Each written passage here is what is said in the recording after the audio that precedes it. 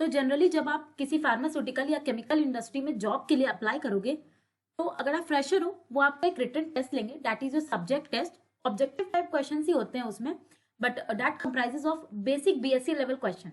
ज्यादा advance level वो आपसे क्वेश्चंस नहीं पूछते, they comprises of basic BSc question जो आपने अपने थर्ड ईयर तक पढ़ा होता है, मोस्टली वो आपसे वही पूछते हैं, and then followed by an interview. Mostly जो आपका सब्जेक्ट टेस्ट होता है, जो आपका केमिस्ट्री का टेस्ट होता है, वो आपका होता है at the time of the written test. अगर उनके पास रिटन टेस्ट है, अगर वो रिटन टेस्ट ऑर्गेनाइज करें, that is an elimination round. जो रिटन टेस्ट होती है वो एक एलिमिनेशन राउंड होती है। आपका ऐसा नहीं है कि आपका पहले रिटन हो गया एंड देन इंटरव्यू हो गया और देन आपका फाइनल जो आपका दोनों में परफॉर्मेंस है उस बेसिस पे आपका स्कोर कार्ड बना। नो, पहले वो रिटन टेस्ट लेते हैं, they eliminate few candidates and then they take interview of the selected candidate that qualifies the written test, और उन कैंडिडेट्स का फिर इंटरव्यू होता है and then you are selected finally. तो ये प्रोसीजर होती है। अगर आपका वहाँ पे रिटन टेस्ट नहीं हो रहा, इंटरव्यू हो रहा है, तो वो ये सारे सब्जेक्ट क्वेश्चंस वो इंटरव्यू में पूछते हैं। वैसे अगर आप एक्सपीरियंस्ड हो तो वो आपसे आपके काम से रिलेटेड आपसे चीजें पूछते हैं। जैसे वो आपसे पूछ लेंगे कि आपने लैब में क्या काम किया, आपने पिछली इंडस्ट्री में क्या काम कर रहे हैं। उस बेसिस पे अगर आपने बोला कि आप इस रिएक्शन पे काम करें, तो वो आपसे उस रिएक्शन पे या किसी और नेम रिएक्शन पे पूछते हैं। ये आपका हो गया एक्सपीरियंस वालों के लिए।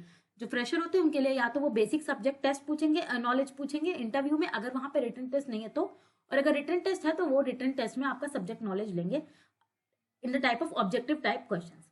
तो उसके क्वेश्चंस को देखते हैं।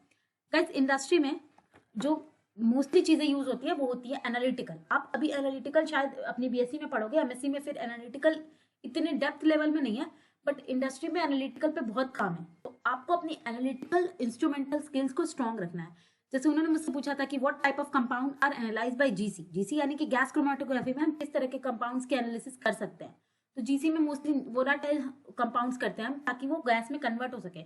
नॉन वोलाटाइल चीजों को हम जीसी से डिटेक्ट नहीं करते। फिर what is Karl Fischer titration. Karl Fischer titration क्या होती है? तो ये मॉइस्चर डिटेक्ट करती है। What is the full form of HPLC. What are Karl Fischer reagents. Mole concept.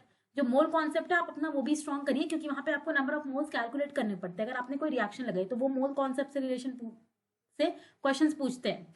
फिर वो पूछते हैं what is the difference in principle of TLC and HPLC. HPLC और टीएलसी दोनों ही क्रोमेटोग्राफिक टेक्निक है, दोनों में डिफरेंस क्या है। तो ये चीजें होती हैं कि जो एचपीएलसी है वो रिवर्स क्रोमेटोग्राफी पे वर्क करता है। फिर स्पेक्ट्रोस्कोपिक टेक्निक, वो आपको एक एनएमआर डेटा देंगे, आईआर डेटा देंगे, यूवी डेटा देंगे, कार्बन एनएमआर या प्रोटॉन एनएमआर डेटा देंगे, या मास का डेटा दे दिया, from that you have to detect the structure of the compound which is given. जैसे आपके गेट में या नेट में क्वेश्चन आता है। तो स्पेक्ट्रोस्कोपी हो गई, जितनी आपकी एनालिटिकल की चीजें, जैसे कार्ल फिशर टाइट्रेशन हो गया, जीसी हो गई, एचपीएलसी हो गई, कॉलम क्रोमेटोग्राफी हो गई, पोलर नॉन पोलर का कॉन्सेप्ट, ये सारी चीजें आप अपनी एनालिटिकल स्किल को स्ट्रॉन्ग करिए। इसके अलावा मोल कॉन्सेप्ट जो फिजिकल में इंपॉर्टेंट है, और ऑर्गेनिक की बेसिक रिएक्शन जैसे एल्डोल कंडेंसेशन, जो भी चीजें आपने 12th तक पढ़ी, बहुत ज्यादा या अपनी बीएससी लेवल में पढ़ी, ऐसे बहुत एडवांस आपसे मैकेनिज्म नहीं पूछेंगे, लेकिन जस्ट आपसे नेम रिएक्शन पूछ सकते हैं कि एल्डोल रिएक्शन क्या होगी, सब्स्टिट्यूशन रिएक्शन क्या है, एलिमिनेशन रिएक्शन क्या है, न्यूक्लियोफिलिक सब्स्टिट्यूशन और इलेक्ट्रोफिलिक सब्स्टिट्यूशन आप कैसे बताते हो, ये सारी चीजें पूछते हैं। कोई कंपाउंड दे दिया, उसका प्रोडक्ट दिया, बस सिंपल रिएक्शंस। बहुत नेट के लेवल में बहुत एडवांस या गेट के लेवल में बहुत एडवांस रिएक्शंस नहीं, बेसिक रिएक्शंस और बेसिक रिएक्शन मैकेनिज्म आपको पता होनी चाहिए कि बेस क्यों ले रहे हैं, बेस का क्या काम है, when base can act as a base and when it is acting as a nucleophile. ये सब चीजें इस तरह के रिएक्शंस के बेसिस पे क्वेश्चन होते हैं। और अपनी स्पेक्ट्रोस्कोपिक टेक्निक्स को भी बढ़ाइए, जैसे आपको पता हो कि आईआर में ये पीक कितने पे आती है।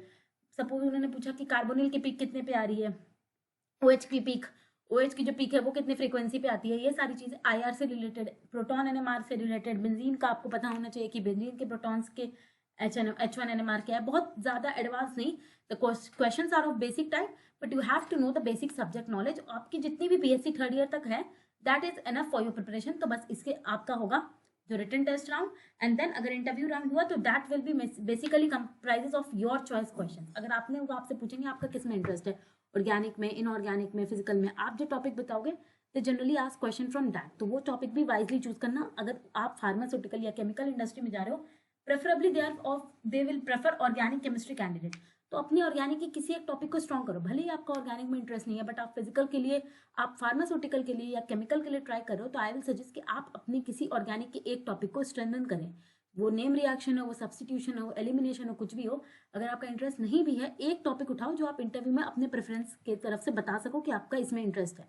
क्योंकि इनऑर्गेनिक और फिजिकल के ऊपर generally they prefer organic candidate. ऐसा नहीं है वो फिजिकल इनऑर्गेनिक को लेते नहीं है, बट एक प्रेफरेंस बनती है ना। अगर आप वहां पे ऑर्गेनिक बोलोगे, भले ही आपका फिजिकल में इंटरेस्ट हो, इनऑर्गेनिक में कुछ कर रखा हो, बट आप वहां पे अगर ऑर्गेनिक का कोई टॉपिक बताओगे that will be an added advantage. तो मैं यही कहूंगी कि अपनी स्पेक्ट्रोस्कोपी की बढ़ा लो, ताकि आप स्पेक्ट्रोस्कोपी बोल सको, एनएमआर बोल सको, आईआर बोल सको, इनको भी आप बोल सकते हो।